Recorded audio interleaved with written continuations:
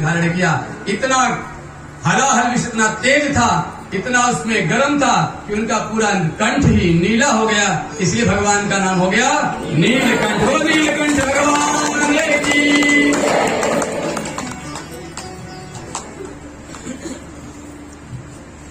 यहाँ बैठे हैं राम और यहाँ है विष, दोनों मिलाइए, विश्राम। शंकर जी तुरंत ध्यान में चले गए और विश्राम करने लगे।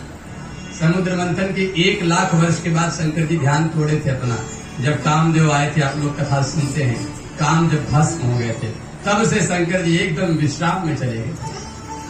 बोले अंदर राम जी है, ऊपर से विष, मैं पायो विश्राम।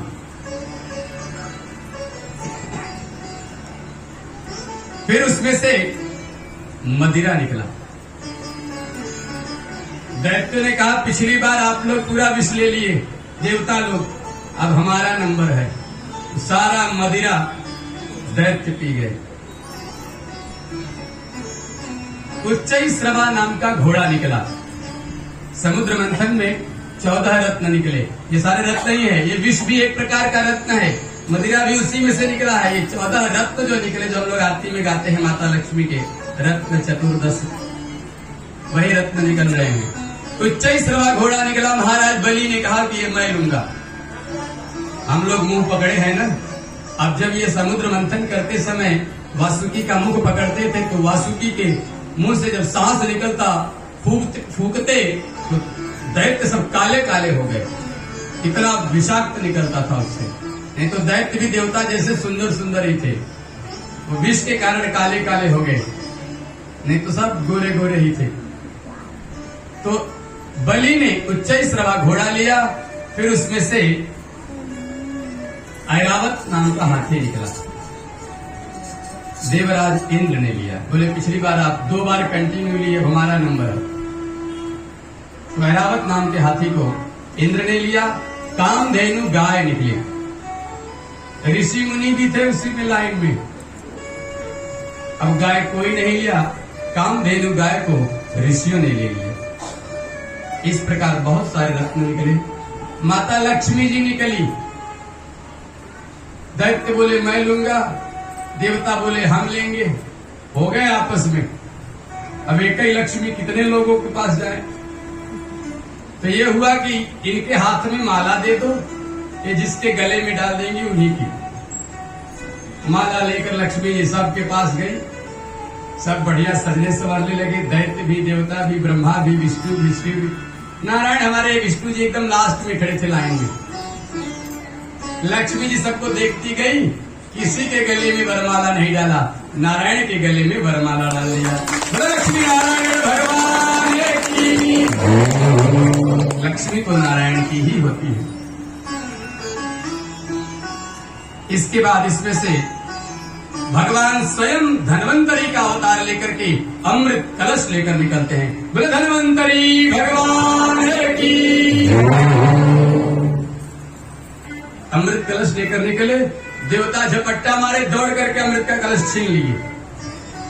दैत्यों ने देखा देवता ले लिया अमृत, परिश्रम तो हम दोनों कर रहे हैं। तुरंत दैत्यों ने आक्रमण किया, देवताओं के हाथ से अमृत कलश छीन लिया। आप छीना झपटी होने लगा, कभी देवताओं के हाथ में, कभी दैत्यों के हाथ में। इस छीना झपटी में 4 जगह अमृत कलश से गिर गया था। जहां 4 जगह गिरा था वहां पर कुंभ लगता है, आप लोग जानते हैं। हरिद्वार, प्रयाग, नासिक और उज्जैन, 4 जगह गिरा था। 4 जगह महाकुंभ लगता है, वहां अमृत बूंद गिरा था। अंतिम में दैत्यों के पास कलश मिला, दैत्य लेकर के भागे। अब दैत्यों में आपस में झगड़ा होने लगी। वो कहते पहले हम पिएंगे, वो कहते पहले हम पिएंगे। खूब घमास है। फाल्गुन महीने के शुक्ल पक्ष में प्रतिपदा से लेकर के एकादशी तक ये व्रत किया जाता है। पय मतलब होता है दूध। केवल दूध पी करके इस व्रत को किया जाता है। और भी इसके कंडीशंस हैं, शर्तें हैं। केवल दूध पीना है, झूठ नहीं बोलना है, पाप नहीं करना है, चोरी बेईमानी ये सब को दूर तक विचार भी नहीं करना है।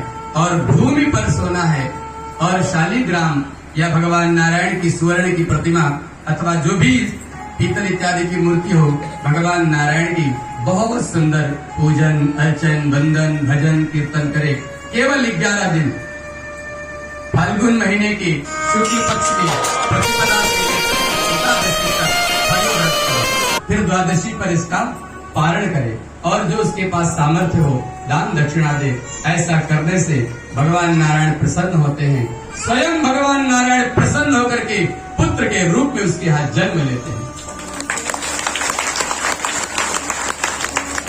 अदिति ने कहा कि अपने पुत्र के लिए मैं ये जरूर करूंगी और पयो व्रत किया।